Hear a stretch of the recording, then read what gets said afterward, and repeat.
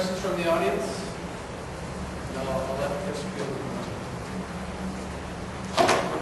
Yes, ma'am. When you have a dramatic change in the community, I'm sorry, please speak up.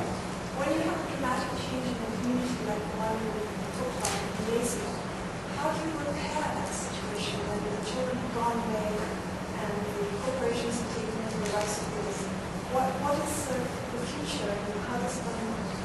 I mean, there are lots of examples like that. That's not one, but when situations have changed so much that the community has almost gone, how do we repair that? Well, when conditions change rapidly and so much, sometimes they are not repairable, but you can adapt and ask why did this happen, and what can we do to prevent it from happening another time or in another way.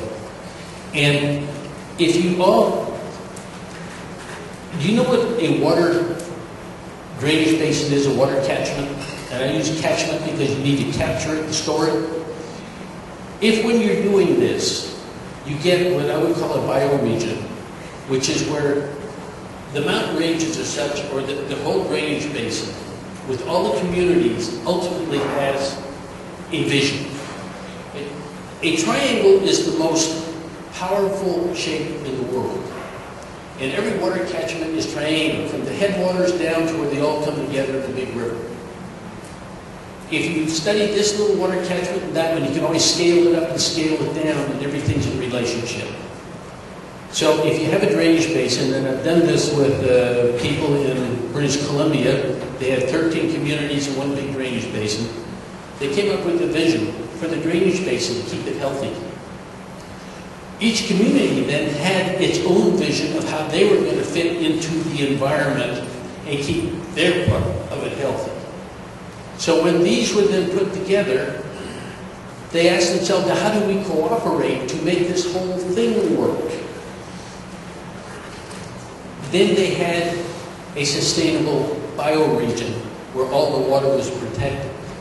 The reason it came about was that the people at the tailwaters were running into problems that the people at the headwaters in between were creating. But by having them come down to the tailwaters to understand their problem, and the people at the bottom going to the top to understand their problems, they were willing to come together with a vision for the whole bioregion, which is one big drainage basin, and cooperate.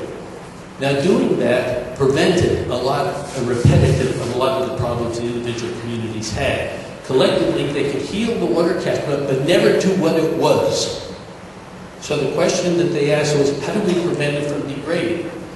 Now, if you're doing this collectively as a community, as a group of communities, it would be very good to have a website where the questions and the answers and the ideas can be posted. And understand one thing, there is no such thing as a stupid question. The only stupid question is the one you don't ask, because then you can't get an answer. And every answer redefines the question. It is not definitive. There's no such thing as a fact or a definitive answer. It redefines a question. A question can stand for millennia without an answer. An answer cannot exist without a question.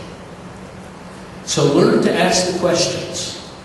And if you have a situation that seems irreversible, ask somebody else. You know the first people I go to grade school kids. I would listen to their imaginations and how to fix this. You may be surprised. They don't have fences of limits built around their minds yet. We think in terms of limitations. They think in terms of possibilities. We've forgotten how.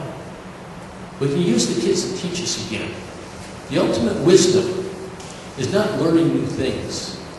It's remembering what we've forgotten. And children can help us do that.